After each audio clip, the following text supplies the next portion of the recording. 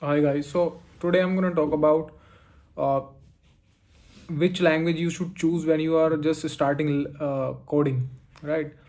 So, in my opinion, when I was started coding, I was like really confused about the language because there are a lot of languages, and if you try to explore each and everything, you can do that obviously, but yeah, there is like no single best language that you should start when you are beginner, when you are just starting the coding.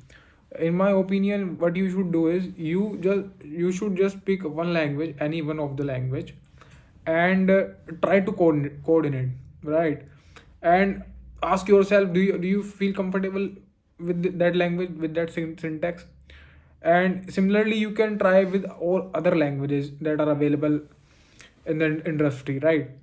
And just pick that language in which you are much more comfortable and you feel much more familiar, right? So that's the only way that you can choose the right language for you when you are just starting in your beginning of your career.